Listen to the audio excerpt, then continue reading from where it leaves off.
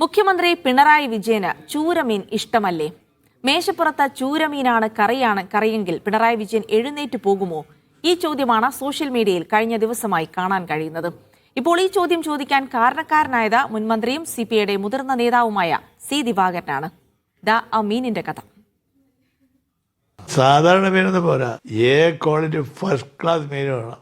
എവിടെയാണ് ഉച്ചയ്ക്ക് നമ്മുടെ ഭക്ഷണം പറഞ്ഞിരിക്കുന്നത്? ഞാൻ പറഞ്ഞ ആനത്തലവട്ട ആനന്ദൻ്റെ വീട്ടിലാണ്.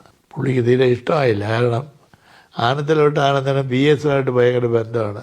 ഈ കഥ നടക്കുന്നത് വർഷങ്ങൾക്ക് മുമ്പാണ്. CPM-ൽ വിഭാഗീയത കൊടുമ്പിരി കൊണ്ടിരിക്കുന്ന കാലത്ത് VS പക്ഷക്കാരനായിരുന്ന ആനത്തലവട്ടം ആനന്ദിന്റെ വീട്ടിൽ നിന്ന് ഭക്ഷണം കഴിക്കാതെ പിണറായി വിജയൻ എഴുന്നേറ്റ് പോയെന്നായിരുന്നു CPI നേതാവായ സി ദിവാകരൻ പറഞ്ഞതിന്റെ ആകെത്തുക.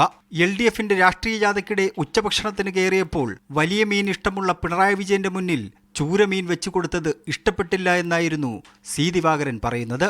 കോപിതനായ പിണറായി വിജയനെ അനുനയിപ്പിക്കാൻ അന്നത്തെ ജില്ലാ സെക്രട്ടറി സത്യനേശൻ പിറ്റേന്ന് പുലർച്ചെ പാളയം ചന്തയിൽ പോയി നെയ്മീൻ വാങ്ങി ഉച്ചഭക്ഷണ സ്ഥലമായ പാറശാലയിൽ കൊണ്ടുപോയി കൊടുത്തുവെന്നും സി ദിവാകരൻ പറയുന്നുണ്ട്. എന്നാൽ ഈ മീൻ കഥയെ തള്ളിപ്പറയുകയാണ് ആനത്തലവട്ടം ആനന്ദന്റെ മകൻ ജീവ ആനന്ദ്. പിണറായി വിജയൻ വീട്ടിൽ വന്നിട്ടുണ്ടെന്നും ഭക്ഷണം കഴിച്ച് സന്തോഷത്തോടെ അമ്മയോട് യാത്ര പറഞ്ഞാണ് പോയതെന്നും ജീവ ആനന്ദ് ഫേസ്ബുക്കിൽ കുറിച്ചു.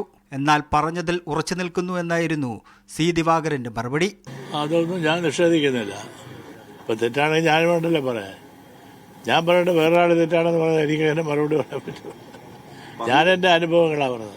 സി ദിവാകരന് ഓർമ്മക്കുറവായിരിക്കുമെന്ന് മന്ത്രി വി ശിവൻകുട്ടി.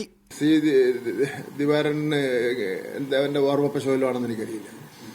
അത് വ്യക്തിപരമായ ഇഷ്ടത്തിന്റെയും ഭക്ഷണ രുചിയെ സംബന്ധിച്ചിടത്തോളം ചർച്ച ചെയ്യേണ്ട ഒരു കാര്യമില്ല.